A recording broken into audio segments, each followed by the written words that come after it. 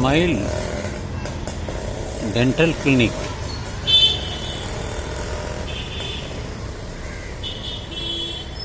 என்னிடம் ஒருவர் கேட்டார். என்ன கேட்டார் என்றால், உனக்கு எது சொந்தம் என்று கேட்டார். எனக்கு புரியவில்லை என்றேன். அவர் திரும்பவும் கேட்டார், உனக்கு எது சொந்தம் அல்லது உன்னுடையது எது சொந்தம் என்று கேட்டார். எனக்கு சற்று விளங்க ஆரம்பித்தது.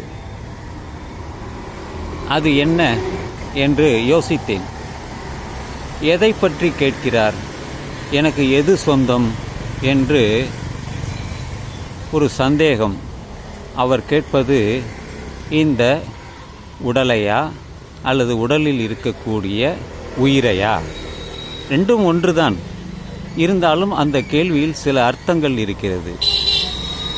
எனக்கு எது சொந்தம், உனக்கு எது சொந்தம் என்றால், எனக்கு எது சொந்தம் என்றால் இந்த உடல்தான்.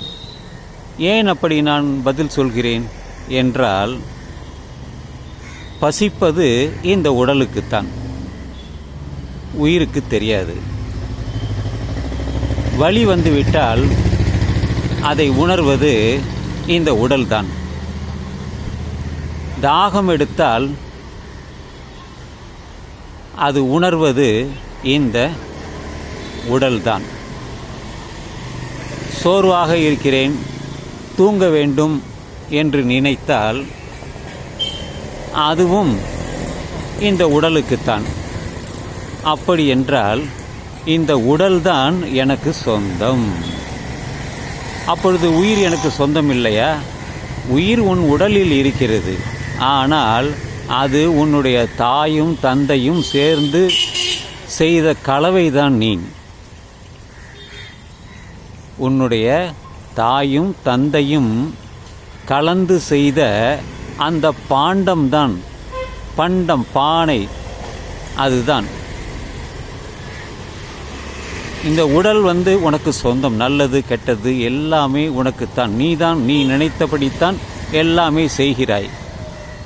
ஆனால் உயிர் அதுக்காக நீ அந்த உயிரை காப்பாற்ற வேண்டும். உடலை காப்பாற்றினால்தான் உயிரை காப்பாற்ற முடியும்.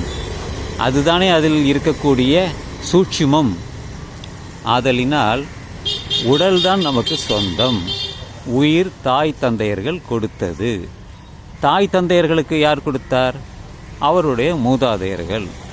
அப்படியே நாம் பின்னோக்கி போனால் யார் என்றால் ஆதிகால மனிதன். யார் அந்த ஆதிகால மனிதன் என்றால் அவன்தான் மனித குரங்கு.